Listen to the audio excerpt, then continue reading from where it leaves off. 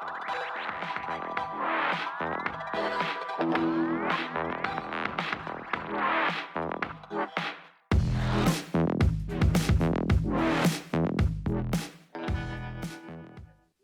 everybody, and welcome to Nom Watch Review! Sorry about earlier, there was some technical issues, but we got it figured out, and we are here, and we're excited, and yeah, this is going to be a little different from our regular programming, because usually we review very specific movies, but in honor of Asian American Pacific Islander Heritage Month, we are going to be talking about some of our favorite AAPI actors and directors. They may not be Asian American, they could just be Asian, and that's okay, because we still love them no matter what. I am your host, Stephanie. You've probably heard of me as the background person, so if you hear clicky clicks, it's because I'm doing the clicky clickies as well. But I'm really excited to have the following guests here. As you see them all here, right here. They're all super awesome. You've seen them on all their shows, Basic Binges, Not Much Reviews, other things like Nerds of Color, G4, movies, Westworld. But anyways, let me go ahead and introduce our guest today. To my right, I have Mike Manalo. Hi, Mike. Hey, Stephanie. Thanks for having me. Hey, everyone listening. Hope you guys haven't gotten sick of my voice if you were listening along to the Moon Knight recaps. But if you're hearing me for the first time because you didn't watch those, I'm sorry in advance. I didn't watch those, so nice to meet you, dude. Me too. Oh God! You're just warning us of the chaos that may happen or has happened, you know. I'll go back and watch those because I'm still going through Moon Knight and I need recaps. I need breakdowns. Yes. You're gonna regret that around the third or fourth recap episode. I'm just gonna be honest. No, I'm Voice joking. is already so sultry though. Oh, I appreciate that, Jefferson. So Jefferson's a fan, but for everyone else, I apologize. So yeah, no, I'm kidding. But yeah, thank you for having me. Yeah, of course. Right below Mike Manalo, we have Jefferson, aka Jeffersaurus. What up? Yeah, I'm back again after a long absence, but last time I was here was just a couple of days ago. I forgot what it was. What was it again? Kenji, what was that? Oh, Multiverse of Madness. In another universe, we remembered that. Yes. We remembered what we talked about. Maybe it was in another universe. Who knows anymore? But it's good to have Here's a you back, wand to spell. Jefferson. Thanks again for having me. Of course. And right below me, we have Kenji, aka the Kenjinator. Thanks so much for having me back. Yeah, I always love being here and talking and stuff. So this is a little bit different. So I'm actually excited because Michelle Yeoh's an amazing actress. So yeah, we haven't revealed it yet, have we? No, but we just did. It's okay. Yes. Wait, Kenji. Where's your shelf of action figures and where's your Crouching Tiger Hidden Dragon display? Bro, you have a Crouching Tiger Hidden Dragon display? I don't have a Crouching Tiger Hidden Dragon display. I do have a Michelle Yeoh action figure. It's back at my parents' place, though. It's actually in a. No way! It's in another class. What movie? Yeah. From Crouching Tiger, Hidden Dragon. I have a Michelle from. I forgot who did it. I Her think McDonald's toy? What did you? No, it was like I think it was like a Diamond Select figure or something. I can't remember. Wow. I think so, but it was like ultra posable, and it came with it did all the poses. It did every single thing you could, and unfortunately, it was like because it's been so long since I've had the figure, the rubber that they had to have it be flexible was like. It's just completely crumbled apart. So now it looks like it's just a short sleeve shirt now. Does it look like hot dog fingers? You know, like God, no. Because we could change the figure into something different. I get that. No. Actually, it's funny you say that. I bet there's actually a way to probably replace those with like actual cloth. So now you got me intrigued. I kind of want to find my Michelle Yeoh figure again. I know exactly where it is though, in my parents' place. There you go. I'm just surprised and impressed that they made Crouching Tiger figures. That's awesome. Like, oh man, I gotta look those up. Yeah, I couldn't find the Chow Yun Fat one though. I was looking for the Li Mu Bai one. I could not find it. Just could not find it. I looked everywhere. That was the one that everyone wanted for some reason. A Michelle Yeoh figure from Crouching Tiger implies that there's a There's a Donnie Yen one then, isn't there? I don't know. In Was one there a universe movie? or another. Am I misremembering he was in that movie? No, it was the other guy. The one that was in Sleeping Dogs. I got you, fam. I'm over here Not ready to not go. Chow Yun Fat, right? I mean, No, we're not talking about Chow Yun Fat Okay. because they had his action figure, but he Wait, was in yeah. Sleeping Dogs. He played the was Chow North Yun Korean. Fat. But there was the other Okay, one, well, the one there's that falls in another love with the guy. There was Yeah. the one that falls in love with Zhang Ziyi's character. Shang-Chen? He was also I think he plays the general in Die Another Day, who becomes white. Right. Okay. He becomes white though after the beginning of the movie. Weird. But anyways, That implies there's a Zhang Ziyi figure. Okay, anyways. Yeah. See, now possibly. we're gonna be doing some Googling later. Probably. But yeah, as you can see, we are going to be talking about Michelle Yeoh as chapter 1 of our AAPI Heritage Month. I don't want to call it a review necessarily, so like it's kind of a misconception to be calling this Nom Watch review, and we're not reviewing. It's like a highlight, but it's okay. It's a non-pop worship. Yeah. Spotlight. Yeah. Spotlight. I like that. Yo! Logo, title card. AAPI Spotlight. Yeah. AAPI Spotlight. Yeah. What's up, Q? Like that. Hey, Q says. Hey, but yeah, so, wah, wah, wah. Wait, as in James Bond Q? Like, because we're talking about Tomorrow Never Dies? Is that the same Q? Is their username just Q or KYUU? Oh No, no, it's the username is QBall197740. Okay. Okay. Still cool. Still Yeah. cool. Assuming that's the year they were born, these movies were made before you were born. What the titty? No, shut up. What? No, but we are going to be talking about our favorite Michelle Yeoh movies, how she's been like an impact in Hollywood, in film in general, in our lives, because you know it doesn't hurt to appreciate people that have major talent, especially when she's finally getting highlighted. Yep. Mhm. Freaking A, man. But I digress. Let's go ahead and start the party. Mike Manalo, tell us, what are your, if you can, what are your top 3 favorite Michelle Yeoh films? Oh, we're going just like right off the bat, like all 3? Or do you want to go like 3, 2, 1 each person? Oh, we can do that as well. I'm flexible. So, okay, so do I start with like number 3 and then pass it along Bam. to somebody else for their number 3? Yeah, let's go ahead and do that. Mike, what Yeah, would be number 3? Man, so I'm gonna be honest with everyone listening and everything like that.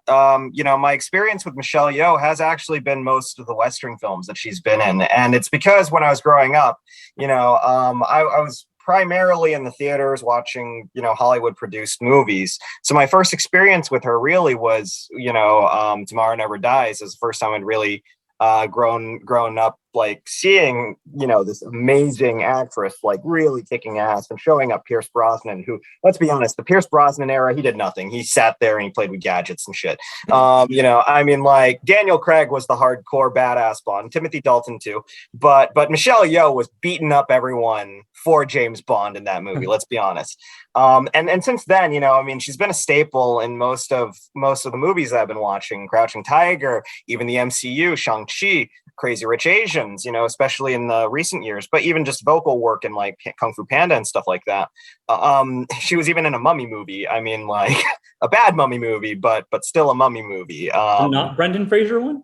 It was a Brendan Fraser one. It was Mummy 3, which nobody remembers. You know, Had Jet Li in it. That was Jet the Li. Emperor one, right?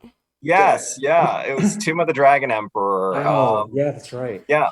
But to have an actress just come along and persist that long in Hollywood, in, you know, especially one coming from Hong Kong cinema scene, that's really impressive and a testimony to how amazing she is and how much people start to realize the genius behind Michelle Yeoh.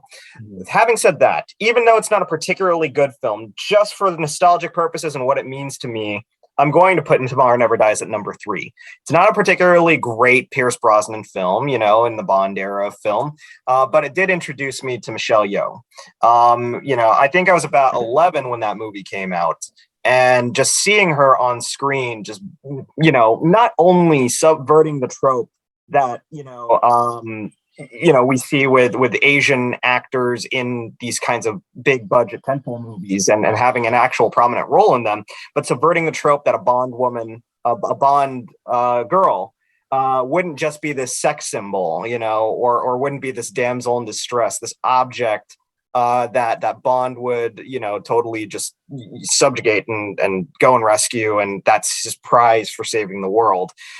She was beating up dudes. She was really like another counter agent, smarter than Bond, tougher than Bond, better than Bond, and a true action star in every sense of it. So I'm going to put Tomorrow Never Dies at number 3, simply because of how it introduced me to Michelle Yeoh and what a difference she made to the Bond franchise, and even to a degree, Western action cinema, just from her presence. Bam balam. All right. Mike Manalo. Jefferson, what about you? Which one would be your number 3? Oh, my number 3 would, okay, so like Mike, like Mike, Tomorrow Never Dies was the first time I saw Michelle Yeoh, but I was a fetus when that came out. When it was actually, my dad brought a DVD of Crouching Tiger, Hidden Dragon. This was back when DVDs were just coming out for the first time ever. And I was like, whoa, is this a Kung Fu movie? Cool, yeah, let's pop this shit in. That was my true first time like seeing her in action. And my God, like, first off, another Asian American? Ang Lee is Asian American, right? Yeah. Director Ang Lee. Is he Asian American or just? I think he's just Asian. He's just Asian. Asian for diameter. He's from the streets. Yeah. Let me double checking. Taiwanese. Yep. Okay, he's Asian. That's right. He's another. Just A. Yeah, another Asian dude to spotlight at some point. Ang Lee killed it directing Crouching Tiger, and Michelle Yeoh, holy shit, just like looking, just YouTubing her scenes in that movie, they hold the fuck up. Like that choreography, the wuxia style of like action scenes. She, like, how like you can tell when actors are like definitely a stunt double. There's moments in Crouching Tiger where I'm like, man, that's absolutely Michelle Yeoh doing that shit with the wire fu and like just like swinging that sword. It's amazing. Yeah, no, that's definitely my third favorite Michelle Yeoh movie. Rock and roll. All right, and Kenji?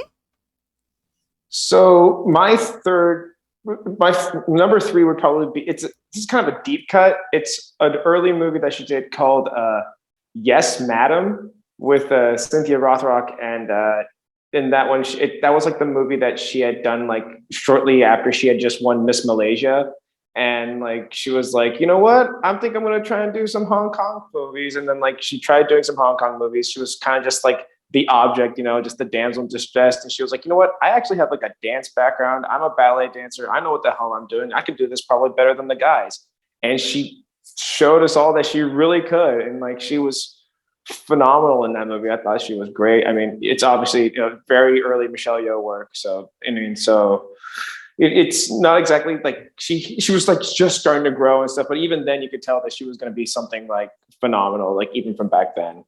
So, Aww. Was she a detective in this? Yes, she was a detective in that. I think she's tracking down like a drug lord, I think is what she's doing. And she teams up with Cynthia Rothrock's character, I think, who's like a CIA or FBI agent, she's a DEA agent, and they're basically chasing down these thugs, and just watching them both on screen is just phenomenal. Because like, I mean, for me up until that point, like when I'd seen it, it was like that was like the first film that I got to see where it was like two badass girls as the main character. It was like Double Dragon, but like way better than Double Dragon. You know what I mean? So like it was like not only was it like way better than Double Dragon, but it was like also like these two awesome girls that could just kick ass, and I was like, this is so freaking cool. Like, yes, and like I absolutely adored it. I highly recommend everyone checks it out. Like you probably won't find a good dubbed version of it. I would probably just watch a subtitled version of it, honestly. Not quite a core memory unlocked, but I swear I remember this, at least seeing this movie in passing when my parents are watching it, because I'm seeing this image of Michelle Yeoh in like these big like tiger print glasses, and I'm looking at it. I'm like, Mom. My mom looks exactly like this Michelle Yeoh, but with glasses. Your mom is Michelle Yeoh? Oh my god!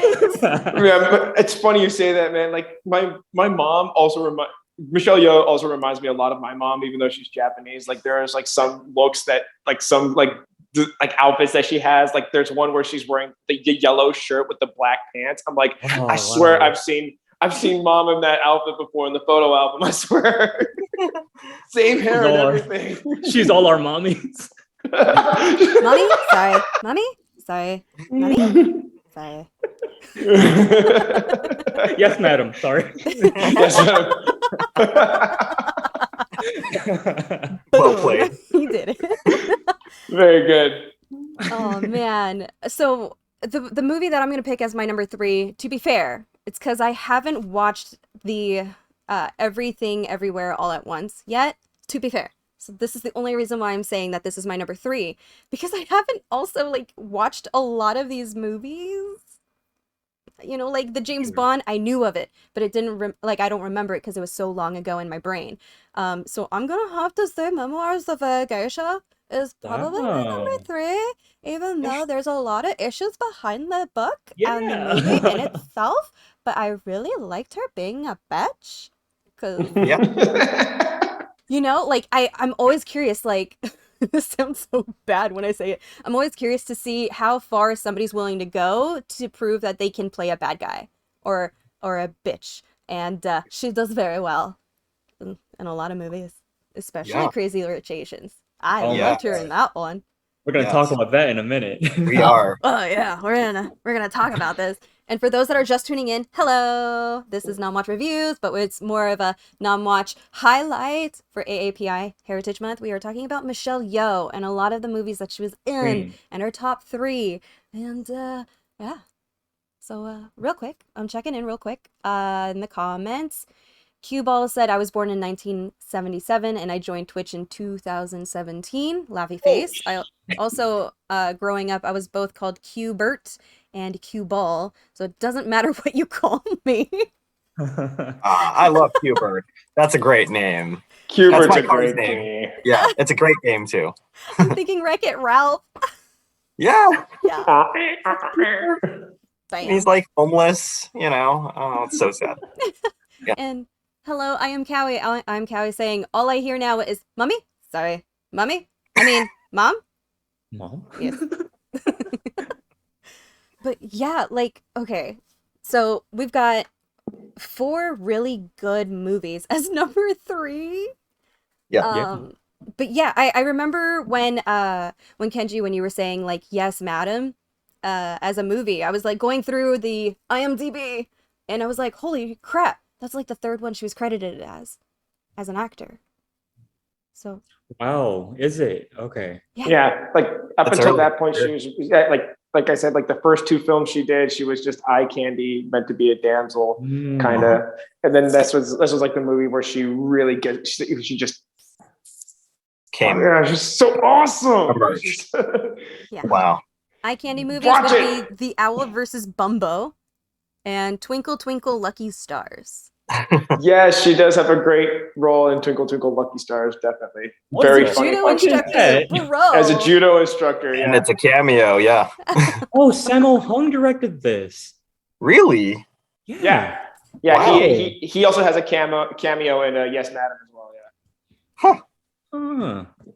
I think he has like a Three Stooges moment with like 2 other men, and like they've disguised themselves to look like orderlies in a hospital to try and like grope the hospital ladies. You know, really, really grotesque. You know, really crude early '80s Asian humor that you've. The reason why we have that stereotype in early Western films. And Anyways. problematic that it's still a thing in Filipino movies, but that's besides the point. Yeah. That's very true. I mean, but at the same time, around the time this came out, because this was '85, was Twinkle Twinkle Lucky Stars, right? Same year as I think Yes Madam. You know, I mean, like teen sex romps were huge, you know, and stuff like that. So I think it was not justifying it because it's horrible, but at the same time, you know, if they could do it in Western cinema, you know, yeah, like Porky's, Animal House, you know, I mean. Why the hell not do it in Asian cinema too? You know, fair, yeah. Now you just shouldn't do it at all in any cinema. Just for the record, just to clarify, we should not do it at all in any cinema. But back then, hey, if you know Western cinema is going to do it, you know, I get you. Yeah. Oh my gosh, I had to look back at my script because I'm like, I feel like I missed something, and I did because this is Nom Talk Network. I totally went over the head with what are you eating and drinking tonight? Oh, then I'm drinking Rockin' Protein strawberry milk. It actually sounds really back good. From the gym. That does sound good. I was literally like, ooh, strawberry milk. It's really good for protein milk. Yeah. Kenji? I am drinking Defy. It is a just purified water. It's veteran owned, black owned, and woman owned. It seemed like a good. It went to a good cause, so I nice. went ahead and bought this one. Nice. It tastes good too. It's not too bad. It tastes like it. Yeah. I hope it tastes like water. It does. It tastes like really good water, like the most delicious water. Like you know how like there's like water with like chunks of fat in it. Like this is the one. This is the juicy water. Oh. I'm kidding. I'm kidding. I was like, yeah. Wait, chunks of what? Fat. Yeah, chunky fat water. You know, chunky fat water. Because hey, we all know that's the tasty water right there. You know. It's true. Manalo, what are you eating or drinking? I am drinking the ultra rare Crystal Geyser Alpine Spring Water. There's never been anything close to, you know, Alpine Spring Water anywhere in LA other than Crystal Geyser. So thank you, Crystal Geyser, for giving me water. But also, I think it's, I'm drinking water and eating Adderall. No, I'm joking about the last part. But I'm not eating Adderall, guys. I'm snorting it. No, I'm kidding. Oh, hell yeah. Yeah. Wow. I should change the rating of this one. No, I'm honestly just drinking water. I had dinner like a couple of minutes back, and it was just it was Panda Express. I'm gonna be hang my head in shame after eating Panda Express and talking on the AAPI. Well, you have MSG in Panda Express, so that's kind of like Adderall. Yeah, there you go. Wait, they put MSG back in? I'm sure they yeah, in. Probably. I'm sure they always have. We took it out. What? I could totally see you winking. Of course. Yeah. I'm drinking Sanzo, which is sparkling water. This is the lychee flavor, the Shang-Chi edition. Ooh. Oh. Drinking out of Daddy's head. Taste Daddy? the Simu, right? Yeah. What does he taste like? Yeah. What does he taste like? Steamooey. This is a lychee flavored. So, like, yeah, I can go on about Sanzo, but that's likely another day. Let's see. Liza, hi Liza. Liza Dean Official said, Yugo Kitchen in LA serves the best infused water. Lemon strawberry, lemon mint, highly recommended. Thank you. We are adding that to our list. Absolutely. What's Do they it put called? something fat in there, though? Yugo Kitchen. It's actually a really great place. Like they play like Studio Ghibli movies while you're eating, and all the food looks like the food that you would see in like the Ghibli film, like the ones from like Spirited Away and stuff. It looks, it's like interiors walls. I'm sorry. Were the interiors black walls? No, it has like these interesting like murals and stuff like that around all over the place. It kind of looks like a forest, and there's like a weird door on the second floor that leads to nowhere. Like literally nothing leads to this door. There's no ladder. There's no nothing. There's just a door on the second floor for some reason. Never been. Never mind. Don't know what this place is. Maybe it's one of those things because it's like Miyazaki themed. Like you open it on the right day, and it's like this enchanted forest with all these like creatures and everything everywhere. That'd be kind of amazing. It's like a magical staircase that only appears once every full moon. Dude, you guys described Asian Narnia. Isn't that what Spirited Away is, though? Kind of. You kind of. There's still murder. Yeah. Stumbled into this. Instead of Turkish delights, there's the barbecue on a stick. Delightful ass food. Like, geez, that food looked so good. Come on, you admit it. If you were those parents, you might have eaten that food. I would have eaten it. Absolutely. Yeah. Even when they're warning me that I'm gonna turn into a pig, I'd still probably just eat it anyway. I'd be like, it's worth it. Liza said, Asian Narnia, I want to see that. Starring Michelle Yeoh, right? Michelle Yeoh. Yeah, we're talking about Michelle Yeoh tonight. Speaking of Michelle Yeoh. Speaking of Michelle Yeoh, we are talking about our favorite Michelle Yeoh films. So if you would like to participate, we would love to hear your top 3 favorite Michelle Yeoh films. So just throw them in the comments. Bing, bam, boom. Mm-hmm. All right, so we just went over number 3, and now let's talk about our number 2s. Kenji, what's your number 2s? My number 2 would be another, I guess it wouldn't be a Michelle Yeoh deep cut, but this is a pretty popular one, but it's Police Story 3, also known as Super Cop. That was a movie starring Jackie Chan, and Michelle Yeoh plays his partner. And what's cool about this film is, like, not only is it just a great action film where she is kicking ass again, there's so many.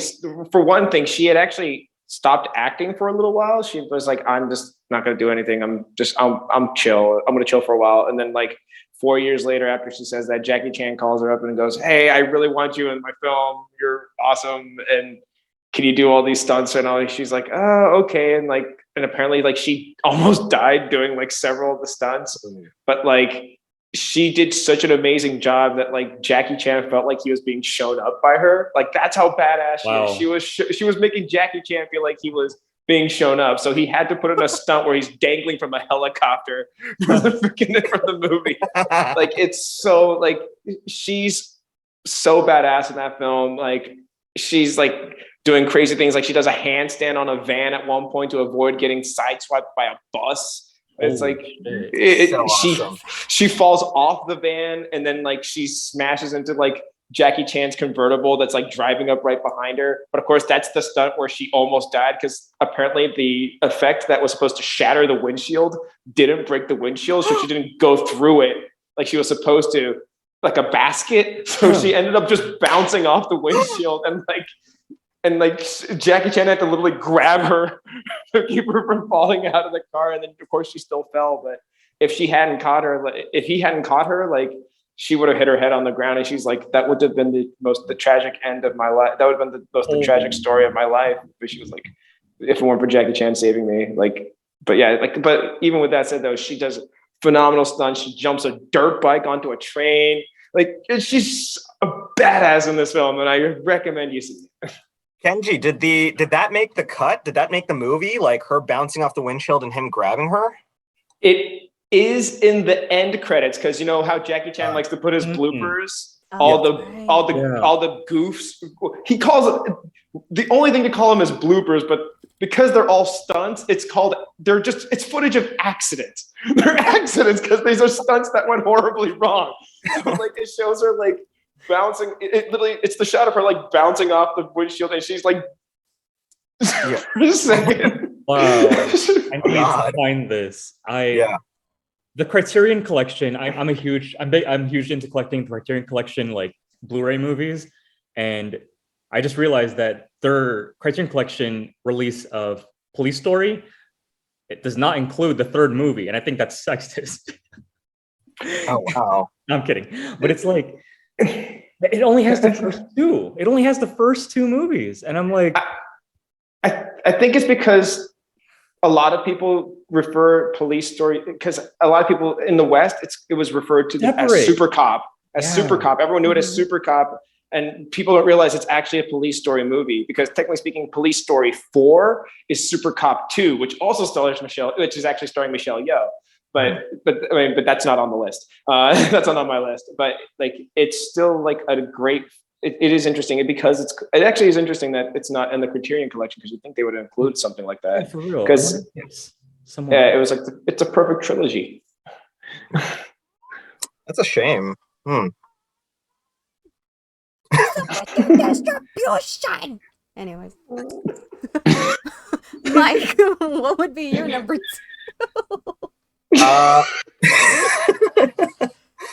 Sorry, I had a 5-hour energy, you guys. I'm a little scattered right now. No, the noises that you were making were perfectly natural. It's okay.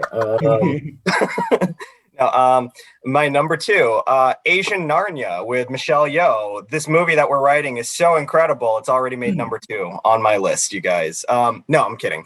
Honestly, yeah. I love Crouching Tiger. I do think Crouching Tiger is such a good movie. And I think Michelle Yeoh is phenomenal.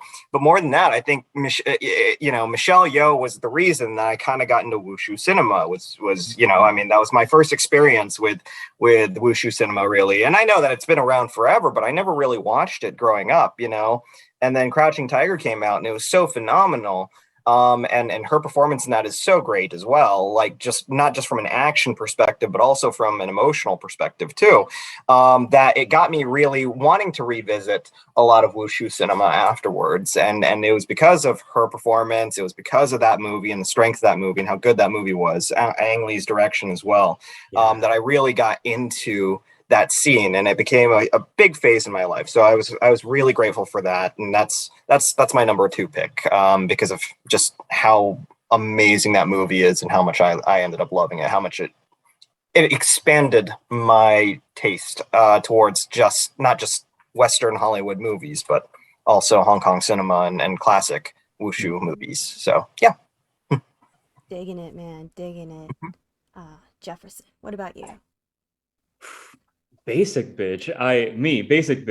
Because my second favorite is Crazy Rich Asians, because like that entire cast, first off, like job well done, the entire cast. But no offense, Michelle Yeoh outacted everybody. She's incredible in that movie. She is I think someone mentioned before the podcast that she was like the Meryl Streep character.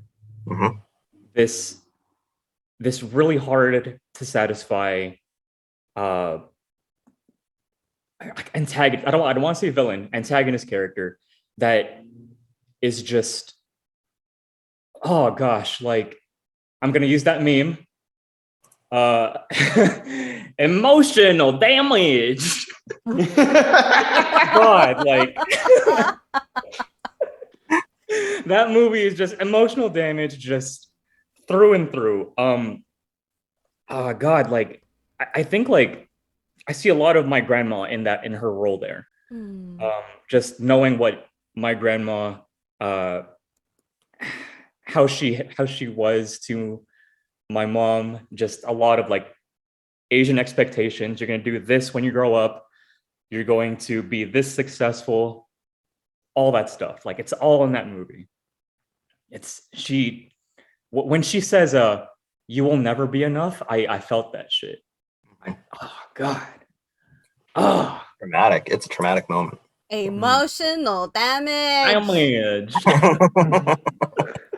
Oh, you She said will that, and send my you to brain was just Jesus. like triggered. I was like, "Don't cry on the stream." If I had a nickel for every time Michelle Yeoh was in a movie about emotional damage, I'd have 2 nickels. And the second movie will be in my number 1. You'll see later.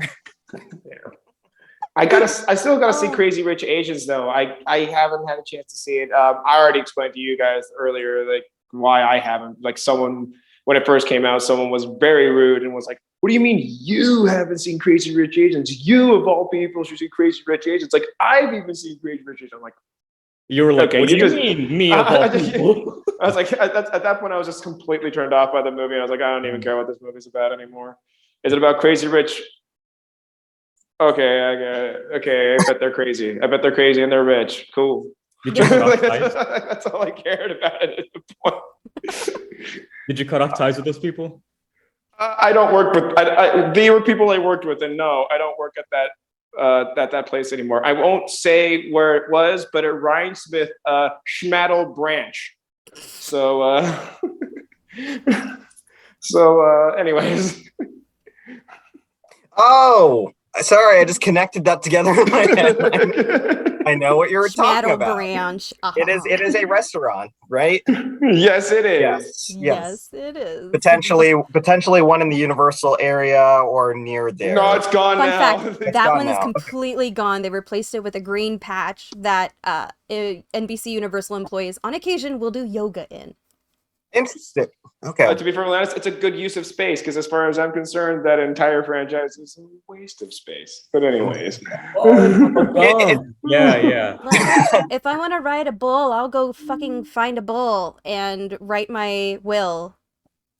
I mean, it doesn't really surprise me at all that the place where you ride the bull is the place that asks you, oh, of all people, you haven't seen Crazy Rich Asians? right? Yo, for real though. Before we actually Go say what, figure. Yeah. oh man. So my number 2 is gonna be the same as Mike Manalo's Crouching Tiger, Hidden Dragon. It was a great film. It was the reason why I wanted to learn martial arts.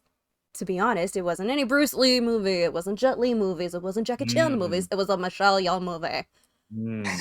Like I saw that, I started crying. I was like, I want to be a magical martial artist. And then I tried jumping on a tree and it did not work out. And I was like, maybe this is going to be a lot harder than I thought it would be. And that's what happens when an 11-year-old watches a fucking movie that has a lot of stunts. So kids, don't try this at home.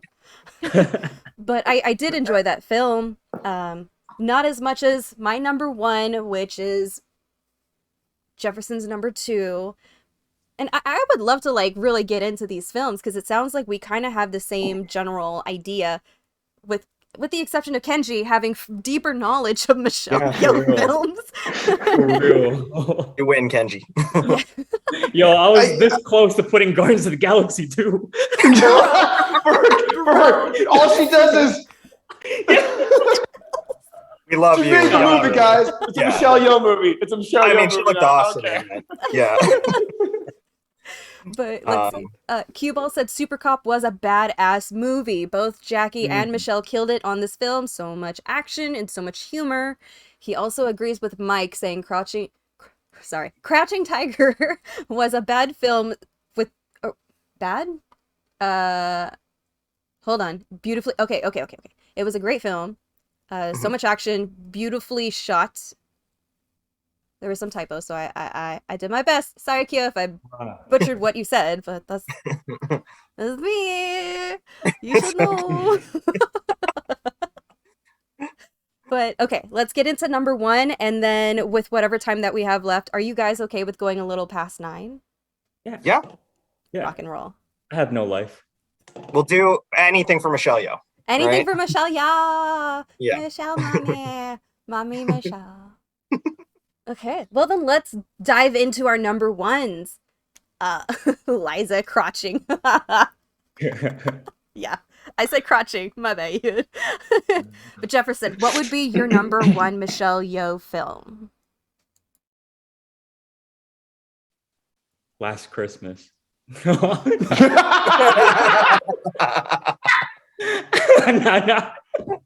Not even the people in Last Christmas like Last Christmas, dude. I mean, you do you, man. If you like that, no. Not a bad movie. Badass. But no, Kenji. Okay, so Q meant badass movie. Badass. Not a bad movie. Not a bad movie. Not a bad Kenji, say it with me. Number 1. I'm trying to do this in sync. Is Everything and everywhere. All at once. We did it at once. We're in sync. You sort of did it.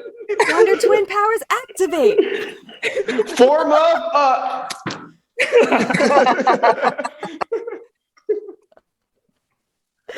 Oh my God. Where do I begin? So not only is Everything Ever All at Once like my favorite movie of 2022, I've seen this fucking shit 5 times. Oh, I have 16 hours of Everything Everywhere All at Once stuck in my head. I remember the plot structure now.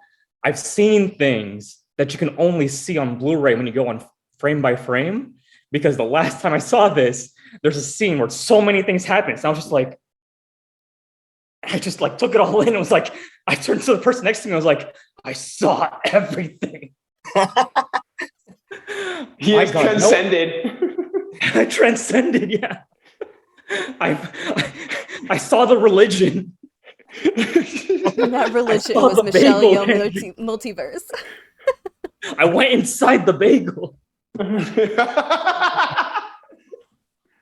Oh my God. Okay. No other movie that I've seen has has given one actor so much to do in just 2.5 hours. Like, maybe that's exaggerating, but she does so fucking much in just this set amount of time. Like, it's amazing that we've gone through this entire history of her and not one movie shows her, correct me if I'm wrong, but like shown her singing, being a martial artist, being funny, and being a dramatic actress all at once. Is that right? Is that fair to say? I think it's fair to say. Like, I agree with you. Like we said it, we botched it, but we said it together. It's also my number one film, and I would agree. Like, no, I don't think this is like the first film that has where an actor is literally doing everything. Like having them do everything, and not to mention just the emotional range that this film was able to let her express. And I just, like, I mean, I get emotional like talking about it. Like I don't think like she even gets emotional talking about it too. Like the amount that she was able to just show, like everyone was kind of taking her up until this point, kind of like as that action star Michelle Yeoh. Even in Crazy Rich Asians, she was still like, even though she did an amazing, I've only seen clips, but even though she gave an amazing performance, she was still action star Michelle Yeoh. But now we have this we see that she's not action star Michelle Yeoh. She is just an amazingly talented actress, Michelle Yeoh. Like, she's just a phenomenal actor. Like, what a amazing person to say that, like to say that they're in the craft of acting. Like, she does everything. She can kick ass, she can sing, like you're at Jefferson, like she sings, she dances, she kicks asses, not to mention, but not only that, she can also act her ass off too. And I think it really showed off what she's capable of. And honestly, like, my favorite movie of 2022, she deserves an Oscar nod for that, for sure. Like, in my heart of hearts, I feel like she deserves it. A nom, at least. Like, I know it's a genre movie, and the Academy isn't a fan of genre movies, but like, it's Academy, give this a chance. It's not a comic book movie. It's not even a martial arts movie. No, it's not. Yeah. I feel like it's so much deeper than that. It's like, it really is it's a much deeper film than just being a martial arts film, and it really shows off.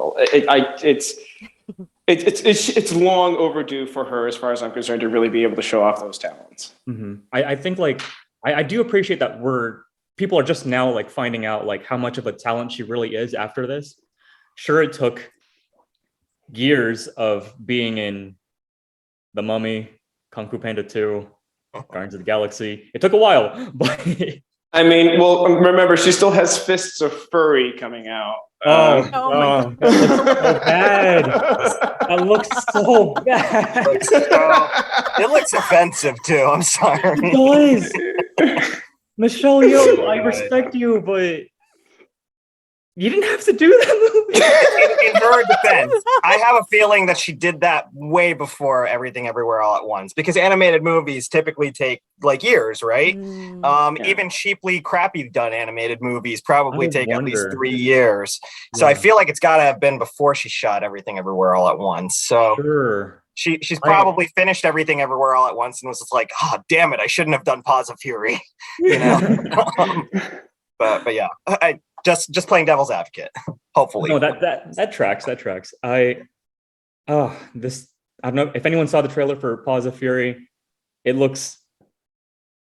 And we're not encouraging anyone to do so. Yeah. Not good, Bob.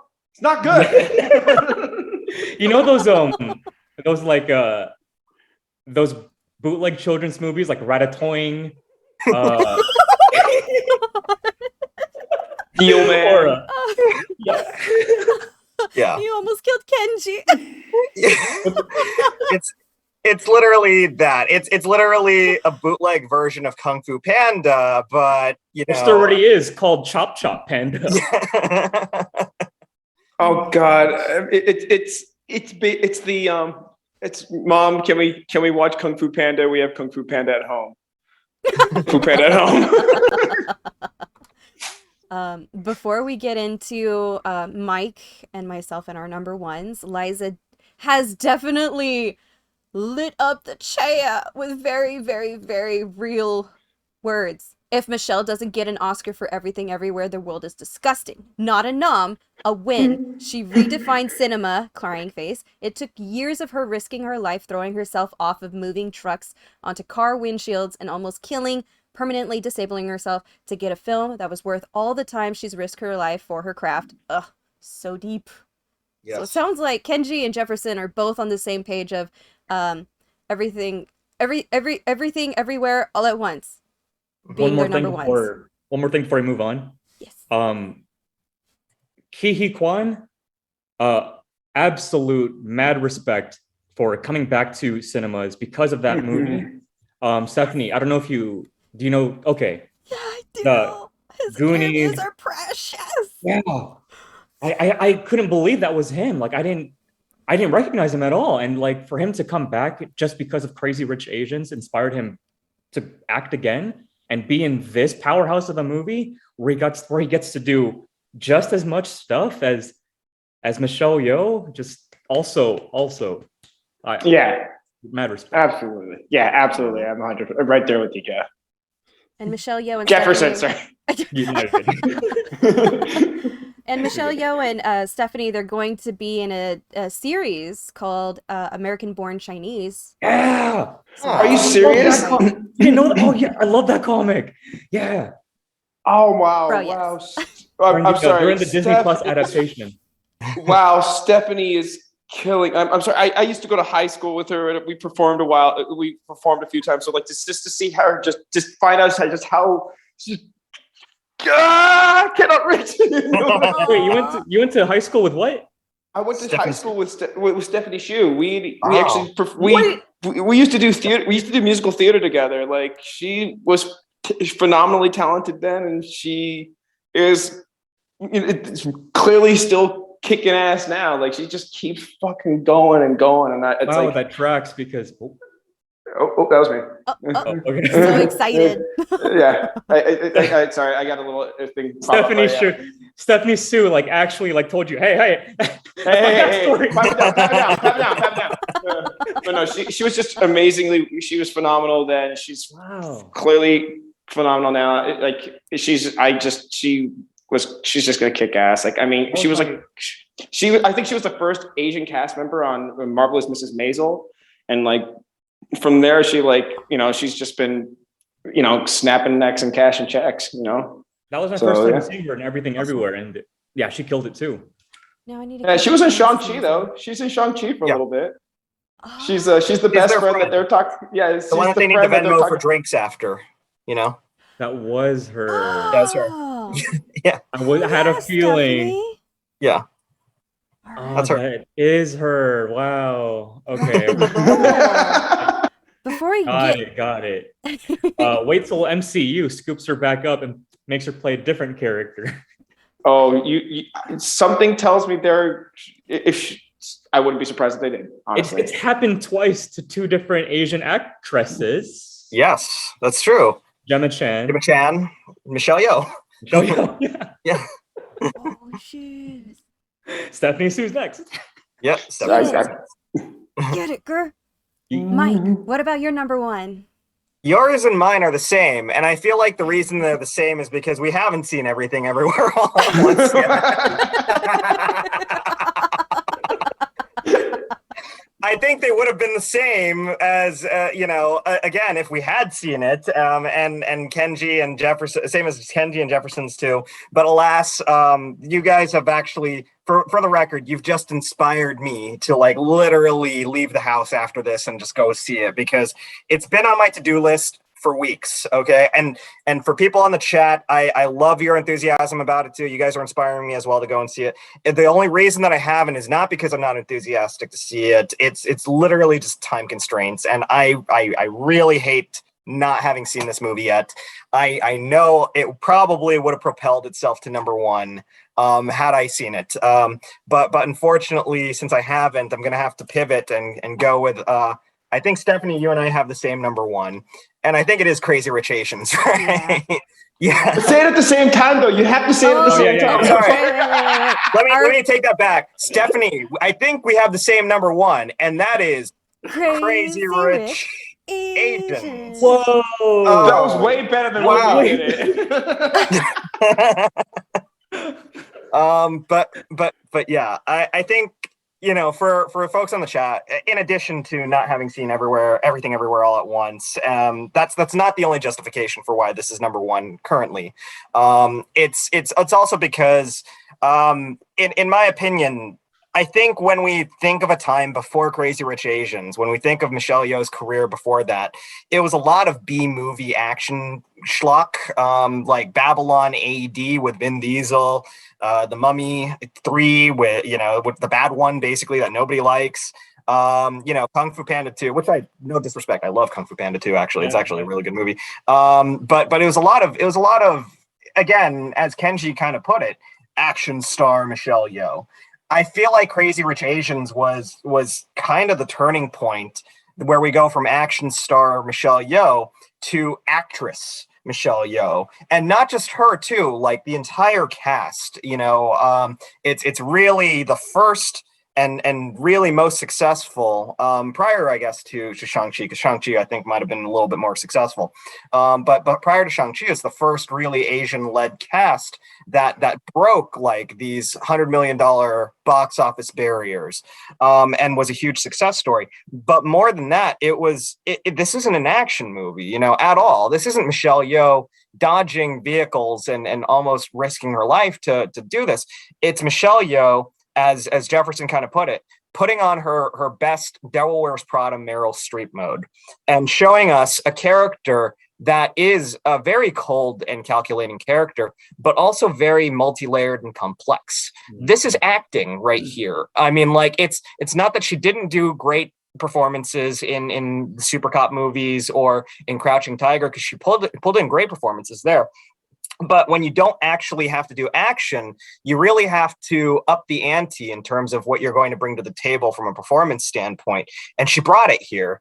And I think that ended up being a turning point for her, definitely in her career, like a renaissance of some sort, because people started to realize, wow, she's been in this industry this long. She's still turning in these phenomenal performances. We have not given her due, and we are overdue for this. So let's start to give her roles that don't define her exclusively as an action star. Let's give her, like, I know that we're joking about it, but let's give her Last Christmas. That's not an action movie, it's an acting movie, loose definition of the word. And then, let's give her Everything Everywhere All at Once. Let's center it on her. I know that this is an action movie, but even when you think about Shang-Chi, it's an A-list action movie. It's not a Babylon AD or a Mummy, 3 situation. It is a top shelf action franchise, that's part of this, the biggest franchise in Hollywood right now, and she's contributing to that. So the sheer fact that Crazy Rich Asians opened the door for the world to see not just Michelle Yeoh, the action star, but Michelle Yeoh, the actress that could do everything everywhere and all at once. Literally everything everywhere all at once. That's why this is number one for me right now. That, and I haven't seen Everything Everywhere All at Once, so it's going to replace Crazy Rich Asians and probably kick off Tomorrow Never Dies, because that has no business being on any top 3 list at all. Yeah, it's just there by default. No, I'm kidding. By default, okay. Okay. No, I'm joking. Natural bronze. I think with Crazy Rich, one more thing real quick. I think back when it came out, I declared it as, it might have been hyperbolic to say, but it was our Black Panther in a way. Like, that was, for all intents and purposes, that was like our biggest fucking push as Asians in Hollywood. Like, I'm not saying Black Panther as in representation or in a big budgeted action movie sense. I mean it in like, this was our biggest effort to be in the front, to be actually on like a AAA, like as like a AAA movie in movie theaters for American audiences. Yeah, no, that was, oh God, I love that movie. To open as big as it did and to gross as much as it did, with a cast of let's be honest, minority actors, that doesn't happen, especially with Asian, actors. So yeah, it was a huge turning point. And you know what, for all intents and purposes, I'm going to be honest, it's not a perfect movie, like it's certainly not a perfect movie. Especially if you're not really into rom-coms, there's something slight, there's a little bit of formula to it, unfortunately. But at especially the same time, focusing on that 1% of China. Yeah. But so what? At the same time, if we can have 50 million garbage, like, holiday themed movies that ripped off Love Actually, why can't we have a Crazy Rich Asians, which is 10 times smarter than I don't know, a Valentine's Day or a New Year's Eve type movie. And with an all Asian cast, that's not just, phoning it in, like casts in those ensemble pieces, but is actually giving 110% because they know what's on the line if they fail. I mean, the thing about studio executives, and forgive me, I'm on my soapbox. I know I'm ranting, and I hope I'm not taking too long. But the problem is, with Hollywood, people take a look at things like, oh, there's not a whole lot of Asian-led movies, so if something fails and it's led by an Asian cast, they're going to blame the fact that it's an all-minority cast, and they're going to be like, oh, people don't want to see that, and that's garbage. You're not giving those minority actors good material to work with. That was my biggest fear when I found out Mulan failed. Yeah. And I was like, no, Mulan didn't fail because no one came to watch it because it was Asian led. No one didn't want to watch Mulan. Yeah. And also it's a pandemic, raging pandemic, no one was going to theaters at the time. Yeah. But yeah, if the material's not good and you're going to cast, an all minority cast to star in this movie, then don't blame it on the cast if the material's no good. Blame it on the material, and I don't think people got that until, thank God, Crazy Rich Asians came out. I'm not saying it's bad material; it's good material, but it's good. It's decent material, elevated to great material because you've got such great actors giving it their all because they know what's on the line, and because of that, we got Shang-Chi. Because of that, we get more movies set with all Asian casts and a lot of Asian representation at play here. So grateful for that movie, regardless of whether or not you think it's the greatest movie ever or it's just okay. Yeah. So much to be grateful for that movie. Absolutely. Yeah, completely agree, Mike.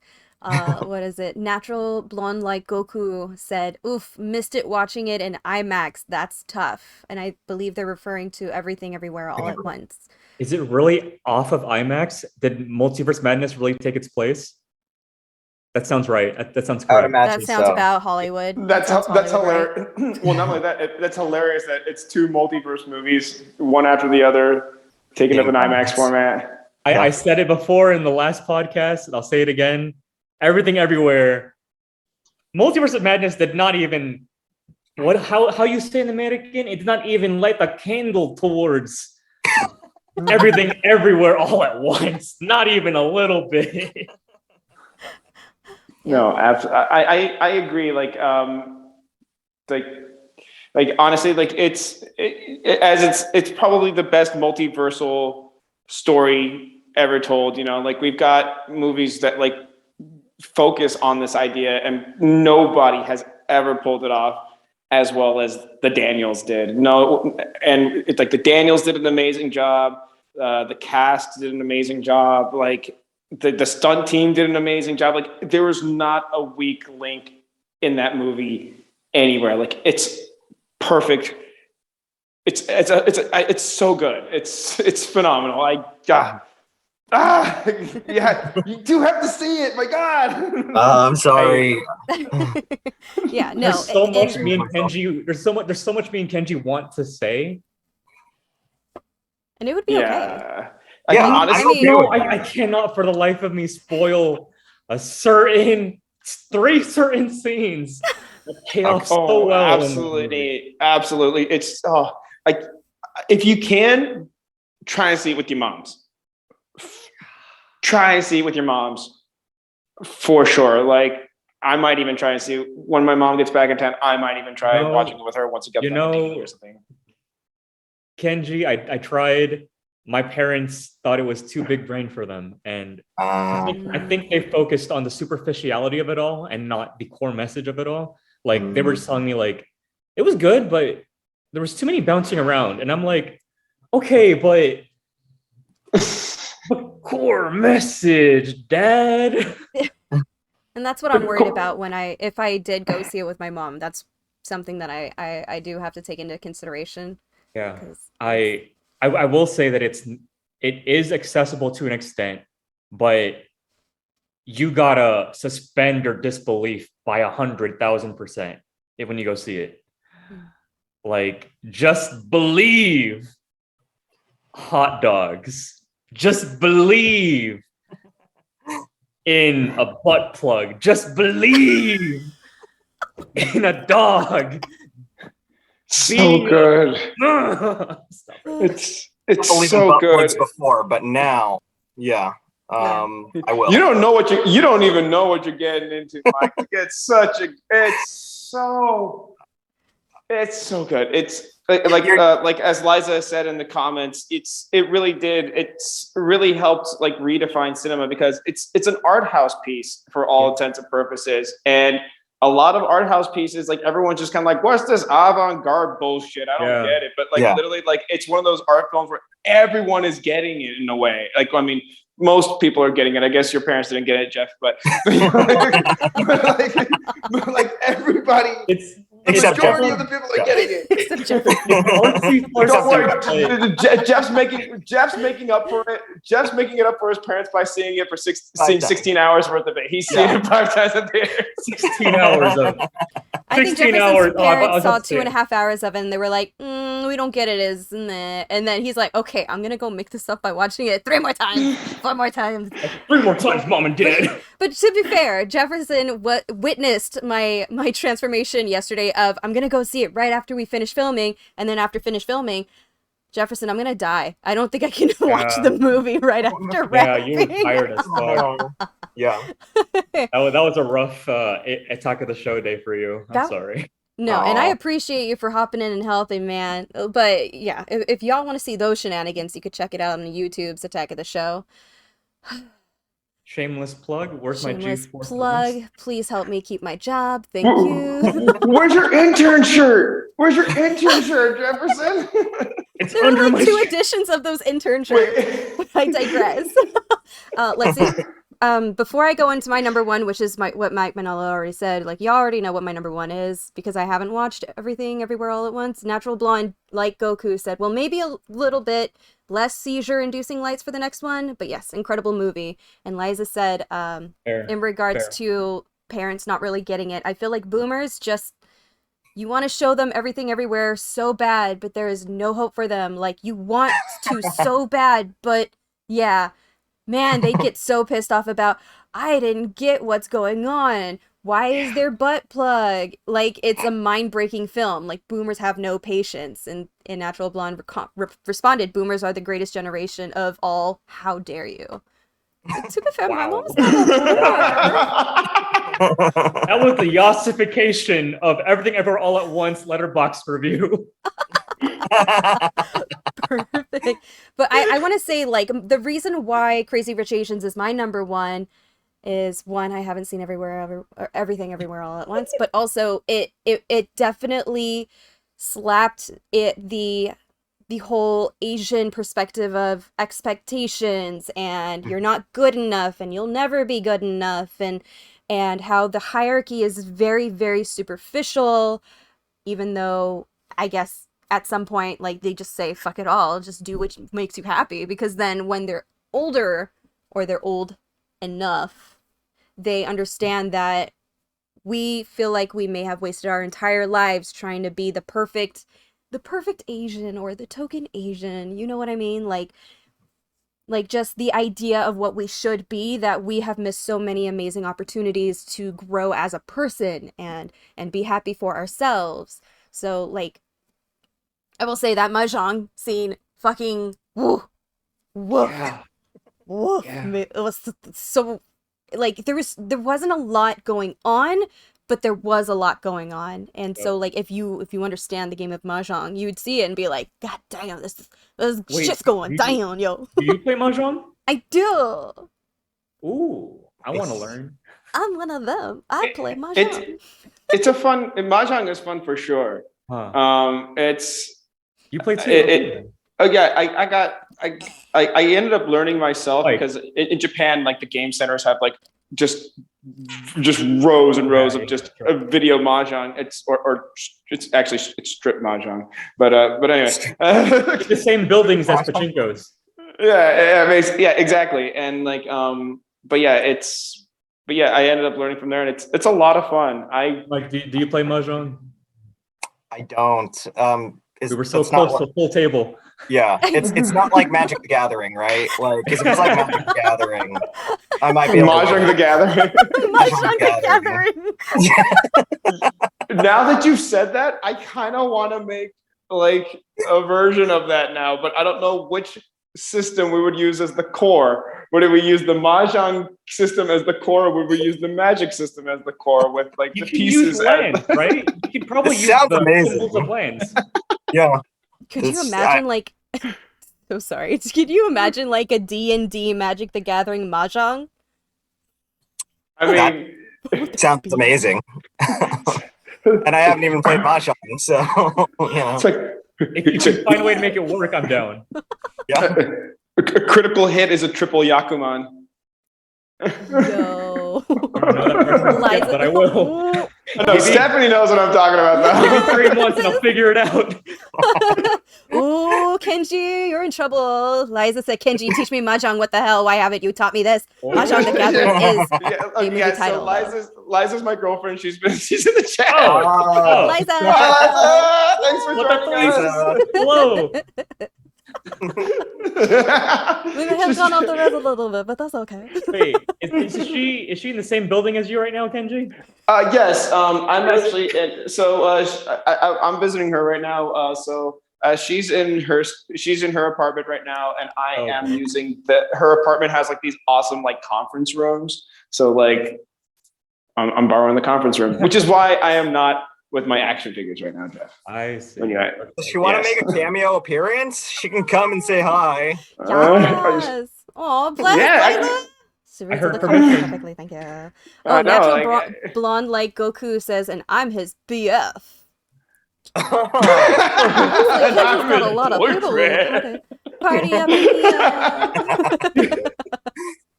The Kenjinator fandom is just like popping up in chat right now. Yes. It's the hair. I don't know. It's the hair. Yeah. It's like you've got to. It's the only factor. It's the only factor here. Like just like how if a shitty Asian movie doesn't work because of the Asian cast, I have a fandom because of my hair. It's the only thing that's different. I don't fucking know. I'm reaching with that joke. I'm sorry. I got it. I think. Just look at that mane. It makes sense. It's all good. Maybe he's born with it. Maybe it's Kenji. Maline. Kenjaline. Kenjaline. Angeline. Yeah. Kenjinator fandom for the hair. His mane. Yes, but we did start a little late, and so we're getting close to 9:30 p.m. here in our chat, and I'm having a freaking blast, y'all. Like we only spoke of the movies. We haven't even touched the TV show she's been in, because it feels like everything she's been in has been like Star Trek. she like slams it, dude, and she's gonna be in the Witcher Origin, the Blood Origin. Like, Oh, no way. heck Oh, wow. That's a And I she's love gonna The be in Witcher. the Avatar, The Way of Water. Apparently, there's an Avatar 3, 4, and 5. Jesus H and She's in all fricker. she's in all 60 Avatar movies. 60. Yeah, Yeah. right. Okay. James, what did we say? It already took you 20. James, we actually want to see these movies, James. But it took you this long to make this one. For real. Like I feel like that franchise, like people have already forgot about it at this point. I didn't know there was a 2 until I went to see Multiverse of Madness. Yo, I've been waiting for number 2 for like 10 years. And it's exactly, and the crazy thing is, it's kind of nuts because the amount of time that has passed in the movie between movies is actually real. Because if you remember in the first movie, they say Sam Worthington's character says it's a 5-year journey from Earth to the planet. So that means that it's been 5 years since they have left the planet, got to Earth, said what has gone down, and now the humans are now coming back. It's been exactly 10 years, just like the amount of time it has taken between movies. It's kind of cool. It's almost like that movie about a boy where they Boyhood. like Potter? My favorite Richard Linklater movie. It's a Boyhood. It's not a great movie, but it's just really interesting that they were able to get the cast to show up in 3 different times throughout their lives. Like the kid was like, I think 7 when he started it, and then they filmed it again when he's like 11, and then they finally film it again when he's 16. And that's dude, where it's the even film better ends. than that. It's Oh, like Toddy. they did it every year. Oh, they did it every year? Oh, wow. 7, 8, 9, 10, all the way up to college years. It was like Richard described it as like they filmed a short movie every year and then compiled it all into one thing. Wow. Yeah, It's incredible. Yeah, That's what James Cameron did too with the Na'vi on Pandora. That's why it took so long. By the time we see Avatar 5, it's going to be James Cameron's consciousness just floating as a VR camera, just like, I'm filming. No, he's gonna upload his brain into the body of an avatar, and that's what's going to film, like James Avatars Cameron. 6, 7, and 8. he's wasting his time. I'm still waiting on Titanic 2. I want Oh. me to know what happened. We never got answers from that first Titanic movie. What you know? Did she die, or did she fucking intentionally drop that shit? What happened to the boat and everyone is on the it? band still playing? Actually, from what I don't know. maybe that's what the way of water is. Oh my God. Cinematic I'm out. universe. Oh my God. But some That's why Kate Winslet's in it. Oh my God, it makes sense now. but the Is she time- actually in it? Yes, Kate Winslet's in Avatar 2. Oh my God. Oh my God. No. I mean, Yeah. Is DiCaprio a Na'vi, whatever they're called? Yeah, there was literal like photos of her in a swimming pool with like a suit on as they were filming her for like the most. Her character's name is Ronal, a free diver of the Metcayin, whatever. I don't know, Pandora thing. Pandora but yeah, thing. she's a character in Avatar 2. I'm guessing maybe for the sequels too. But yeah, no, she's in it, giving us the long-awaited crossover and answers about what happened to Rose from Titanic. So yeah, like the way of water. That shit. Perfect. But this was fun, and I cannot wait for Tuesday. Yo, legit, like I cannot wait for Tuesday. We're gonna be talking about Stephen Chow. So I'm like, Stephen, right? Stephen, not Stephen. Stephen. Steven Chow. Steven. Steven Chow. That's what my grandparents in Korea call me. Steven. No, it's Stepan. Close enough. Anyways, yeah, no. So that's what we're gonna be doing on Tuesday. But an honorable mention of other films that Michelle Yeoh has been in: Gunpowder Milkshake. Let's see. I'm just gonna scroll through this. That was super mid. Last Christmas, Yeah. which we've already spoke about. So many good movies, so many action movies, so many action Like movies. the Ip Man Legacy. Yeah. Yeah, that's right. Dude, there was I totally forgot about the Crouching Tiger sequel. My bad. I think Oh, a lot the of TV people series? intentionally did too. It wasn't very good, you know. Yeah. Shang-Chi, of course, we talked about, you know. She's gonna be in Minions, I guess. Right. Yeah. Probably like one of the the Super 7 villains or whatever they called them. I mean, again, I don't understand how we've gotten this far with Michelle Yeoh and she's still playing these senseis in animated movies like Minions and Paws of Fury, because her character in Minions is a character named Master Chow.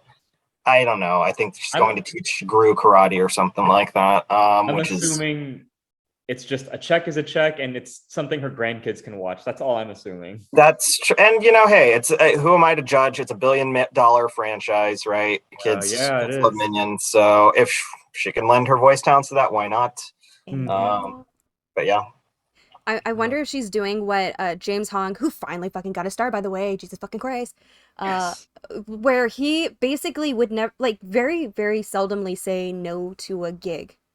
Yeah. Because it's just like, if you look at his resume, it's just all the different things. Like, he is a living legend who has definitely been that person of like, see, he's an Asian actor in Hollywood and he's doing very, very well. Like, everything he does wholeheartedly, and maybe we'll talk about him in the future. Oh, speaking of James Hong, also in Everything Ever All at Once, and yeah, no, he did great there too. No spoilers.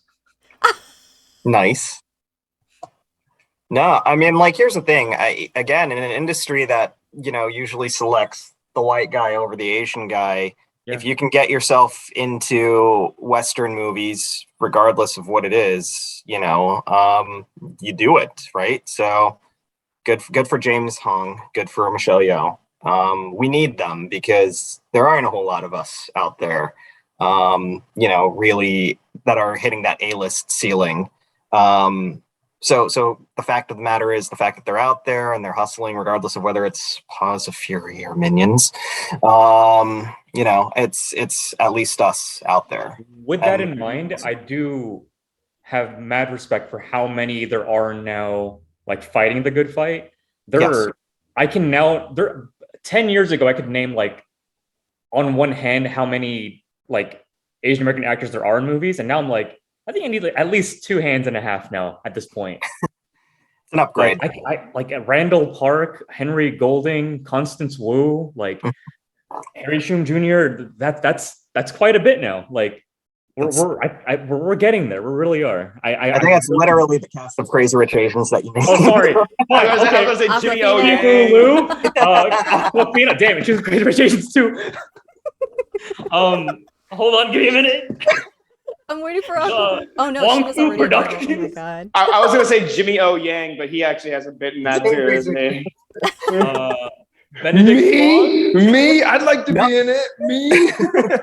Benedict Wong, not in Crazy Rich Asians. There you go. Wait, hold on. Wait, he was in Always Be My Maybe. Harry Shum Jr. Wait, no. Keanu Reeves? No, Agent. He's one of the Shield. He's the agent. Randall Park. Randall Park. Is he also in Crazy Rich Asians? He was not in Crazy Rich Asians. We named 2 people outside of there, and of course Simu. You know, we also have you know, really good actors like you know, Daniel Wu is representing us.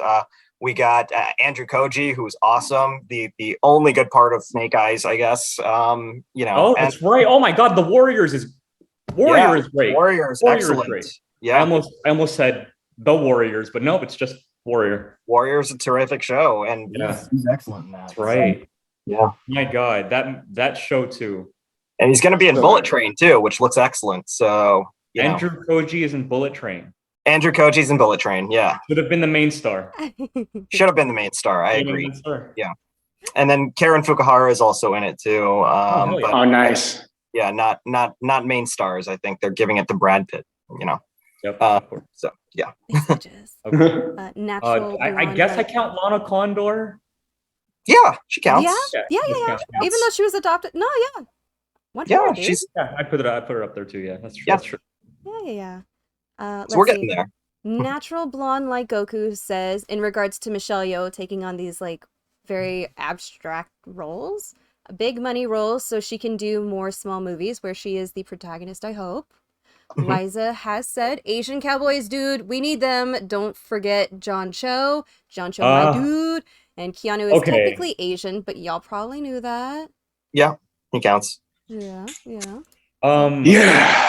Yeah, the list goes on, and I'm just so happy that like we're getting a lot of like upcoming Asian American actors in Yeah. like these super awesome roles, like Stephanie. That's pretty freaking sick. Yeah. Yeah.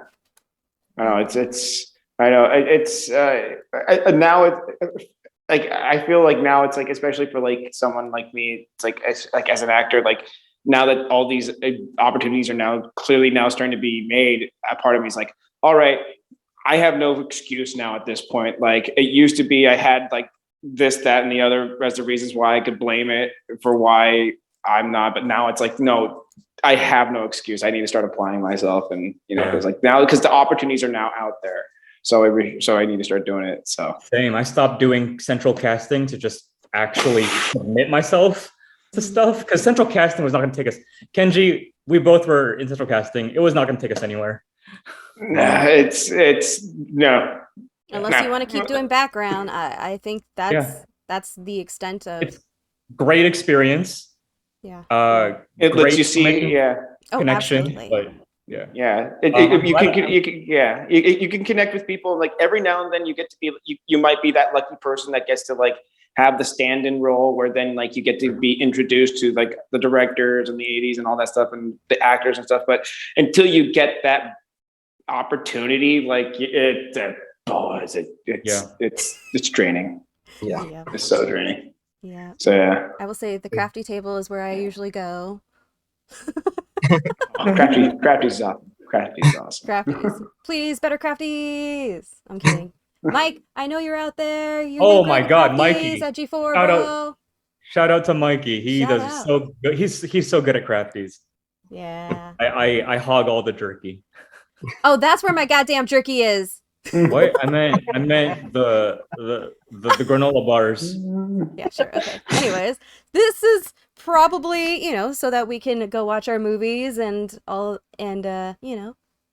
enjoy the rest of our evenings because it is Friday the 13th, and this is why I'm hiding inside my apartment because I am terrified of outside during Friday the 13th. We're gonna I'm just glad I haven't lost anything yet, Why? knock on wood. I forgot. I need to watch a horror movie right now. Watch Friday the 13th. Yeah, but Or Last Christmas. you mean Black Christmas? No, I said Last Christmas. You You heard actually me. did mean Black Christmas. No, I'm Yes. joking. Liza, I we have are a soft watching spot Crazy for that Rich movie. Asians tonight. Mahjong scene. It's time, Kenji. So I know what you're doing tonight. Oh, wait a minute. Okay, so wait, yeah, again, Kenji, Crazy Rich we have not seen, and then you two Everything everywhere. recommend me Everything everywhere. something right now. Oh, actually, either Police Story 3 or freaking what is it? Yes, Yes, Madam. Madam. Like, Yes, Madam. yeah, like if you want to watch a film, that's early Michelle Yeoh, where she really was like, that's where she like proved like straight up like I can kick ass. It's in this streaming film. anywhere? Probably not. You could probably find a very good copy of it online though, for sure. Oh yeah. Maybe on the Youbes tubes. Oh, actually, if you could definitely find it on YouTube for rent. I think I saw it listed there. So I think Amazon too. I'm Yeah. looking it up on Just Watch. Let's see. Yes, Madam is available to rent on Amazon, so you can rent that there.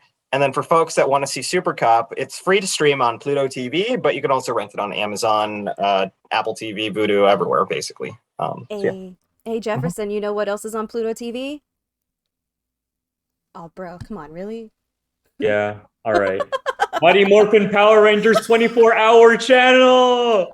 Are you serious? This year. Oh, that sounds like so much fun. Yeah. Fuck I yeah. was gonna say our workplace, but yes, that too.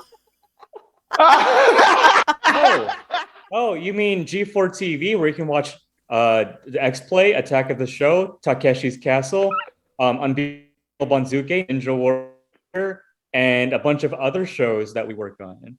Like, I didn't know that it was that extensive. And Power but Rangers. yes. And Power Rangers, but most importantly, Power Rangers.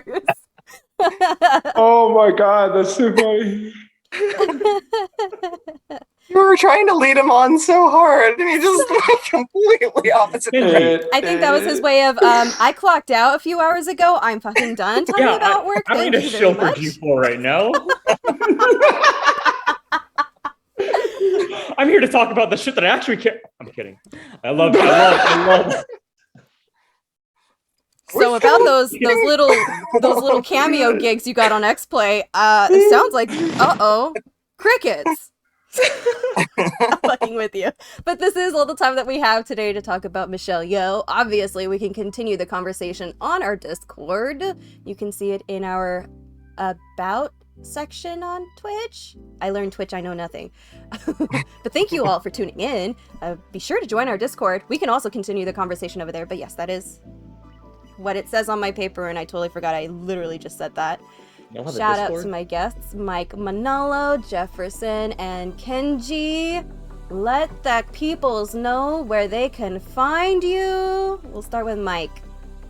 Sure. I'm online on Twitter and Instagram at TidyBullBoy182. But if you really want to follow me, my work is usually on thenerdsofcolor.org. Also on Twitter, as well as whattowatch.com, and that's at LA. Yes. And then Kenji, where can people find you? Even though the people that are in right now know you, where can the rest of us find you? Well, you know where I am. Well, for everybody who isn't already following me, you can follow me on Instagram and on TikTok at Kenjinator. You can also follow me on Twitch at the Kenjinator. And on Sundays, I do a D&D podcast with my father where he's the DM. It's an amazing campaign that we're doing. We do that every Sunday at 3 p.m. Pacific Standard Time. And that is on at KD in LA on Twitch. Hey, yo. And I think I set it to where if you are just randomly on Nom Talk's Twitch, and it happens to be the time that KD and LA do their stream, it should pop up. Great. But again, I don't know Twitch, I know nothing. But check it out. It's really, really fun. It's so fun, especially after like Invitation to Party kind of stopped over at G4, which I was fucking falling in love with. KD and LA's been really, really fun to tune into. So good job, guys. Good job, fam. Yeah. And then Jefferson, where can people find you? I am on the Twitters, Instagram, and the TikToks, and the YouTubes as Jeffersaurus with a W. And of course, the lovely place of work, G4 TV. I'm so reluctant to say that. No. I was not forced at all. No. Not forced at all by the other PA. I just made an appearance as Sora again in today's filming. I don't know when it's gonna show up, but that was a lot of fun. I love when the Black Hokage writes me into shit, because he's the only one giving me a chance right now. Aww. Thank you, Corey. Is it safe to call you Jeffersora? No, that's the character name that I. Yeah, oh, is he? That's actually nice. Yes. That's what it says in the script. Jeffersora. Yes. Aww. I hashtag it too whenever it's a G4 appearance. Yeah, I have very few G4 appearances. I drop a baby in one. Yeah. And I'm a turkey in another. Right. And I'm a jaw of another. Yeah. I do very redonkulous things, but Jefferson does like Sora really well. And you've also been in a couple other like sponsored things too, so that's check them out. Hey, we can't talk about Pizza Hut anymore. Well, we can't over there, but oh right, yeah. I will say one of my favorite iterations of Sora that you've done Jefferson, is when you did a Sora the Explorer. Knew you're gonna That one was so bring good. that up, yeah. I love that so much. Thanks, It's so dude. good. bring that to a convention at some point. Sora the Explorer. Oh yeah, for sure. You've gotta. It's I really need to. Stephanie, if you haven't seen it, or Mike, it's on my Instagram. I basically do the Kingdom Hearts Sora cosplay, but with a pink shirt and some orange shorts, and you know how like Dora does that shtick where she's like, bridge, castle, big red house or something, right? Like all that bullshit. I do it with what is it? What did I do before? It was oh god, what was it? I remember. I think you did something like, "Do you know where Donald and Goofy are?" I have said that. Tell me, do you see Donald and Goofy? Do you see Oh my Master God. Xehanort? I think I found it. You found it? Yeah. Oh, For those who need to see it, I don't know if you guys can see that on camera, but Sora the Explorer. Sora the Explorer. There you go. oh I love my it, man. God. This looks I'm gonna amazing. bring that back. Oh man, but yeah, this has been such a freaking blast. Yeah, don't forget to follow us on Twitch so that you can join us in more shenanigans. Because as you can Kenji tell, actually was oh like, no, I think we lost Kenji. Have you seen Kenji? Have No, I'm you joking. seen Kenji? where? No, it's time to go though. His phone probably was like, Kenji phone out. Go though, just for people who need to see it. Here's Sora the Explorer just like walking. With a but yeah, people gotta check that out. The people need to know. But that's amazing. Was that the TikTok or Instagram? I think it's Instagram, but you're like looking like this and like your keyblade and everything, which is awesome. So yeah. Yay. Well, Kenji was here. I swear to God. So I'll go ahead and finish this up for everybody so that everybody can go home and call it a night and da-da-da-da-da. Don't forget to subscribe to our YouTube channel. Like us on Facebook as well as here on Twitch. All our platforms are at Nom Talk Network right here where you can follow. I manage that with my crew. Tune in on Tuesday when we're going to do another one of these where we're going to be talking about Stephen Chow. And until next time, I'm your host, Stephanie. And you have a terrific day. Okay, bye. Hi guys. Yeah.